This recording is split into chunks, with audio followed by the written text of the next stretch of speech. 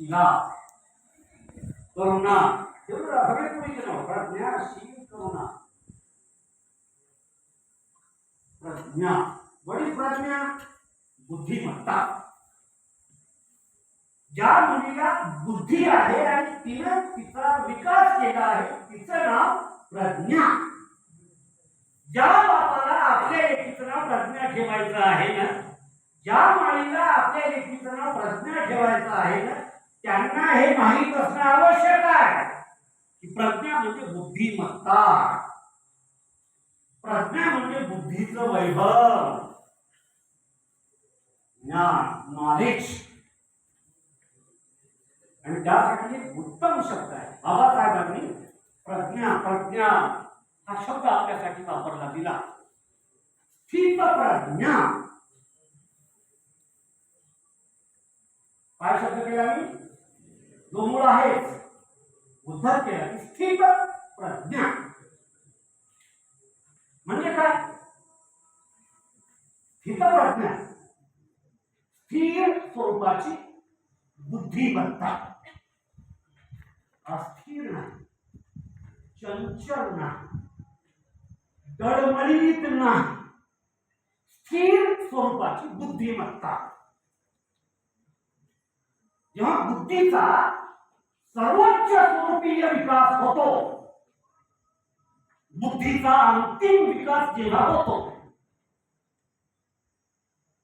असे संपूर्ण विकसित बुद्धी म्हणजे स्थित प्रज्ञा.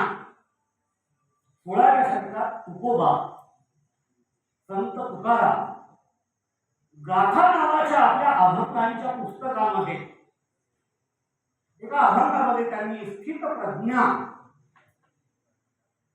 हे जे लोक सारखे सारखे चुळबुळ करतात की नाही 15-15 20-20 दिवस वारीमध्ये चालत जातात की नाही पंढरपूरला त्या लोकांसाठी संत तुकोबांनी एका अभंगात लिहिलं आहे की ठाईचं वैभवनी करा एक चित्त. एका जागी बसून काय करा ठाईचं वैभवनी करा एक चित्त. चित्ताची एकाग्रता मिळवा बुद्धीची एकाग्रता मिळवा.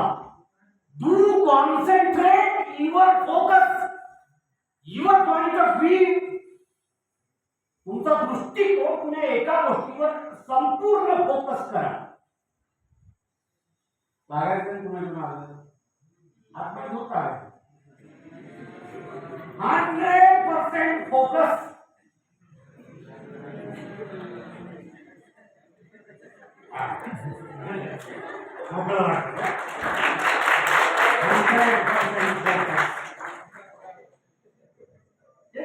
बाबासाहेबांना तेच सांगायचं पुस्तक वाचायला त्या पुस्तकावर 100% फोकस. परीक्षा द्यायची तर त्या परीक्षेवर 100% फोकस. स्वयंपाक करायचा आहे मग किचन मध्ये 100% फोकस. नाचायचं आहे नाचण्यावर किती हेही कुठले तरी चालतील 100% फोकस. त्याचा ताल तुटला का लेझिम तुटला पण ताल तुटला का अविचल झाला का विचलित झाला का त्याला म्हणायचं स्थित प्रज्ञा. काय म्हणायचं त्याला फोकस करेक्ट स्थित प्रज्ञा. आणि हा तुला एन्जॉय स्थित प्रज्ञा फोकस कॉन्सन्ट्रेशन आहे की नाही. Do concentration 100% concentration.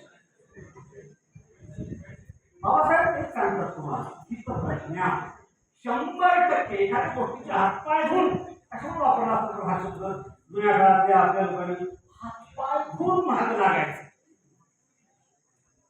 कशामुळे हातपाय धुवायचे महाग लागायचे न हातपाय धुता महाग लागता यायचं नाही.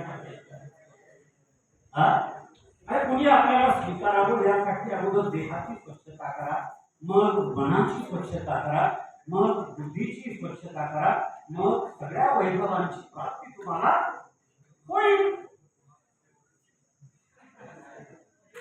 करुणा करुणा